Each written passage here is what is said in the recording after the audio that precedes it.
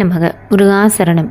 விஷ்ணு சரஸ்ரநாமம் பிறந்த நாள் பீஷ்ம ஏகாதேசி இன்று 29/1/2026. குருஷேஸ்திரப்பூரில் சிகண்டியால் வீழ்த்தப்படும் பீஷ்ம பிதாமகர் உத்தராயண புண்ணிய காலத்தில் உடலை துறக்க விருப்பம் கொண்டவராக அர்ஜுனன் தன் கணைகளால் உருவாக்கிய அம்பு படுக்கையில் படுத்துக்கொள்கிறார். போரின் இறுதியில் கௌரவர்கள் வீழ்த்தப்படுகின்றனர். வெற்றி பெற்ற பாண்டவர்கள் ஆசி பெறுவதற்காக பீஷ்ம பிதாமகரிடம் வருகின்றனர். பீஷ்மர் அவர்களை ஆசீர்வதிக்கிறார். யுதிஷ்டர் பீஷ்மரிடம், தங்கள் அன்பாலும் ஆசிகளாலும் தான் எங்களால் போரில் வெற்றி அடைய முடிந்தது. இனி ராஜ்ய பரிபாலனம் செய்யப்போகும் எங்களுக்கு தாங்கள்தான் தர்ம நெறிகளை உபதேசிக்க வேண்டும் என்று வேண்டிக் கொண்டார். யுதிஷ்டர் வேண்டிக் கொண்டபடியே பீஷ்மர் அவர்களுக்கு தர்ம நெறிகளை உபதேசிக்க தொடங்கிய போது திரௌபதி சிரித்து விட்டாள். அசதர்மமான சூழலில் திரௌபதி அப்படி சிரித்ததை கேட்ட யுதிஷ்டர், எதற்காக சிரித்தாய் என்று கோபத்துடன் கேட்டார். யுதிஷ்டரை சாந்தப்படுத்திய பீஷ்மர் அதே கேள்வியை திரௌபதியிடம் கேட்டார். அன்று துரியோதனன் சபையில் நான் அவமானத்துக்கு உள்ளான போது அந்த அநியாயத்தை தடுக்காமல் இருந்த தங்களிடம் தர்ம நியாயங்களை உபதேசிக்குமாறு கேட்டதும் என்னை அறியாமல் சிரித்துவிட்டேன். அன்பு கூர்ந்து மன்னியுங்கள் என்றாள் திரௌபதி. பீஷ்மர், குருபதன் மகளே, நீ அப்படி நினைத்து சிரித்ததில் தவறில்லை. இங்கே உன்னிடம் ஒரு உண்மையை சொல்ல விரும்புகிறேன். அன்று துரியோதனன் சபையில் உனக்கு அநீதி இழைக்கப்பட்ட போது நான் ஒன்றும் செய்ய இயலாமல் இருந்ததுக்கு காரணம், அப்போது என்னுடைய உடலில் ஓடிய இரத்தம் துரியோதனன் தந்த உணவால் உண்டானது. அதனால்தான் என்னால் அநியாயத்தை தட்டி கேட்க முடியவில்லை. ஆனால் இப்போது போர்க்களத்தில் என்னுடைய உடலில் துளைத்த அம்புகள் அத்தனை இரத்தத்தையும் வெளியேற்றிவிட்டன. எனவே இப்போது நான் தர்ம நியாயங்களை உபதேசிப்பதில் தவறில்லைதானே என்று கேட்க, அவசரப்பட்டு சிரித்ததற்காக பீஷ்மரிடம் மன்னிப்பு கேட்ட திரௌபதி தானும் அவருடைய உபதேசங்களை கேட்க காத்திருப்பதாக கூறினாள். பீஷ்மர் பாண்டவர்களுக்கு தர்ம நியாயங்களை எல்லாம் விரிவாக எடுத்து கூறினார். பின்னர் இறுதியாக கலியின் துன்பங்களை எல்லாம் போக்கும் அதி அற்புதமான சோஸ்திரத்தை உபதேசிக்கிறார். அதுதான் விஷ்ணு சரஸ்ரநாம சோஸ்திரம். பகவானின் 1000 நாமங்களின் மகிமைகளை பாண்டவர்களுக்கு உபதேசித்த பீஷ்மர், அந்த பகவான் வேறு யாரும் இல்லை, உங்களுக்கு சதா சர்வ காலமும் உற்ற துணையாக இருக்கும் கிருஷ்ணரே என்று விளக்கினார். இந்த சம்பவத்துடன் தொடர்புடைய நமக்கு தெரியாத மற்றும் ஒரு புண்ணிய கதையும் உண்டு. அது ஸ்படிக மாலை செய்த அற்புதம். தர்மத்தின் வாழ்வதனை சூது கவ்வும், பின் தர்மம் வெல்லும் என்று உயரிய உண்மையை உலகுக்கு எடுத்துக்காட்டுவதற்காக நிகழ்ந்த மாபெரும் யுத்தமே குருஷேஸ்திர போர்.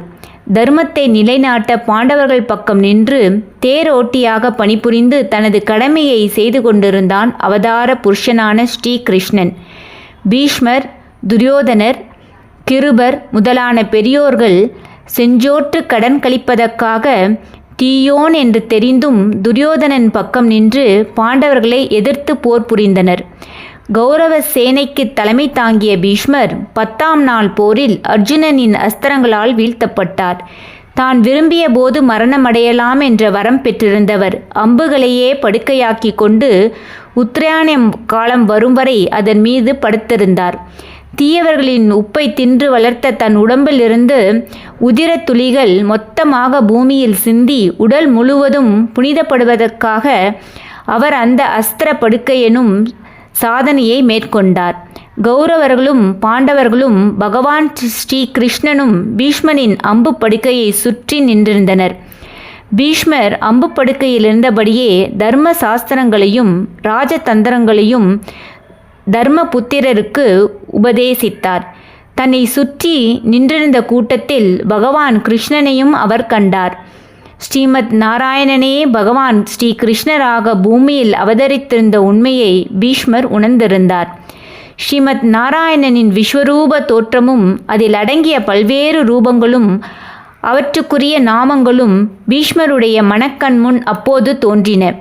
இதனால் பக்தி பரவசம் அடைந்த பீஷ்மர் ஸ்ரீமத் நாராயணின் பெருமையை அற்புதமான கவிதைகளால் பாட ஆரம்பித்தார். அதுவே ஸ்ரீ விஷ்ணு சரஸ்ர நாமம் என்னும் மகிமை மிக்க மந்திர தொகுப்பு. ஸ்ரீ மகாவிஷ்ணுவின் தோற்றத்தையும் பல்வேறு அம்சங்களையும் ரூப நாம குண மாதுரியங்களையும் அருட்திறனையும் வர்ணித்து விஷ்ணு சரஸ்ர நாமத்தில் பீஷ்மர் போற்றி புகழ்ந்து பாடினார். சுற்றி நின்றிருந்த அனைவரும் விஷ்ணு சரஸ்ர நாமத்தை கேட்டு பரவச நிலையை அடைந்தனர். ஆனால் துரியோதனன் முதலான கௌரவர்கள் விஷ்ணு சரஸ்ரநாமத்தை பீஷ்மர் பாட ஆரம்பித்ததுமே அந்த இடத்தை விட்டு சென்று விட்டனர். பாண்டவர்கள் மட்டுமே அவர் கூறிய மந்திர சப்தங்களை கேட்டு மெய்மறந்து நின்றனர். விஷ்ணு சரஸ்ரநாமம் நிறைவுற்றதும் தனது விஸ்வரூப தரிசனத்தால் பீஷ்மருக்கு அருள்பாலித்தான் ஸ்ரீகிருஷ்ணன். அனைவருமே அந்த மந்திரங்கள் கவர்ந்தன என்ற போதிலும் பாண்டவர்களின் கடைசி சகோதரனான சகாதேவனை அவை தீவிரமான பக்தி பரவசத்தில் ஆழ்த்தின. ஜோதிட சாஸ்திரத்தில் வல்லவனான அவன் எத்தனையோ சாஸ்திர நூல்களை கற்று தேர்ந்தவன். இருந்தாலும் விஷ்ணு சரஸ்ரநாமத்தின் வரிகள் அவன் மனதில் மீண்டும் மீண்டும் ஒலித்து கொண்டே இருந்தன. ஆனாலும் பீஷ்மர் கூறிய அனைத்து வாசகங்களும் அவனது நினைவுக்கு வரவில்லை. இதை அறிந்த ஸ்ரீ கிருஷ்ணன், இத்தனை அருமையான மந்திர தத்துவங்களை பீஷ்மர் எடுத்து கூறியபோது அவற்றை உனது ஏடுகளில் நீ குறித்து கொள்ளவில்லையா என்று சகாதேவனிடம் கேட்டான். அவ்வாறு செய்யாமல் போனதுக்கு சகாதேவன் வருந்தினான். ஓர் உயர்ந்த பொக்கிஷத்தை, கடவுளை போற்றும் பாடல்களை எப்படி நினைவு கூர்வது என்று அவன் யோசித்து கொண்டிருந்த போது அதற்கான வழியை எடுத்து கூறினான் ஸ்ரீகிருஷ்ணன். சகாதேவா, பீஷ்மர் மோட்சம் அடைந்து அவர் உடலுக்கு மரியாதை செய்து முடித்த பின்பு அவர் கழுத்தில் அணிந்துள்ள ஸ்படிக மணிமாலையை எடுத்து நீ அணிந்து கொள். அந்த மணிகளின் சக்தியால் விஷ்ணு சரஸ்ரநாமம் முழுவதுமாக உன் நினைவுக்கு வரும். சகாதேவன் ஆச்சரியமடைந்தான். சாதாரண ஸ்படிக மணிகளுக்கு மந்திர சப்தங்களை ஈர்த்து மீண்டும் அவற்றை வெளிப்படுத்தும் சக்தி உண்டா என்று கேட்டான். அப்போது பீஷ்மருக்கு அந்த ஸ்படிக மணிகள் எவ்வாறு கிடைத்தன என்ற வரலாற்றை கூறி அதன் பெருமையை விளக்கினான் ஸ்ரீகிருஷ்ணன். பீஷ்மரின் இயற்பெயர் கங்காபுத்திரன். கங்காதேவிக்கும் சந்தனு மகாராஜனுக்கும் பிறந்தவர் அவர். சந்தனு ராஜன் ஒரு மீனவ பெண்ணை மணக்க விரும்பினார். அந்த பெண்ணின் தந்தை கேட்டுக்கொண்டபடி தான் திருமணமே செய்து கொள்வது இல்லை என்று சபதமேற்றார் கங்காபுத்திரன். வாழ்நாள் முழுவதும் பிரம்மச்சாரிய விரதத்தை முழுமையாக அனுசரித்து வைராக்கியமாக வாழ்ந்ததால் சத்யவிரதன் என்றும் பீஷ்மர் என்றும் பெயர் பெற்றார். இவ்வாறு தன் தந்தைக்காக சபதமேற்றபோது பீஷ்மரின் மனம் சற்று கவலையுற்றது. வாழ்நாள் முழுவதும் சபதத்தை நிறைவேற்றுவதற்கு தேவையான அபார மனோபலமும் வைராக்கியமும் வேண்டும் என்பதற்காக தன் தாய் கங்காதேவியை பிரார்த்தித்தார். அவர் முன் தோன்றிய கங்காதேவி கங்கை நீரை எடுத்தாள். அப்போது வானில் பிரகாசித்து கொண்டிருந்த சூரிய பகவானின் ஒளிக்கதிர்கள் அவள் கையிலிருந்த நீர்த்துளிகளில் விழுந்து வைரம் போல் ஜொலித்தன. தன் கையிலுள்ள கங்கா தீர்த்தத்தை வாங்கிக் கொள்ளும்படி மகனிடம் கூறினாள் கங்காதேவி. பீஷ்மர் தன் இரு கைகளையும் குவித்து தாயின் முன்பு நீட்டினார். கங்காதேவியின் கரங்களிலிருந்து கங்கை நீர்த்துளிகள் ஸ்படிக மணிகளாக பீஷ்மரின் கைகளில் விழுந்தன. மகனே, இவை ஸ்படிக மணிகள். நீருக்குள் நிறைந்துள்ள நெருப்பு துளிகள் இவை.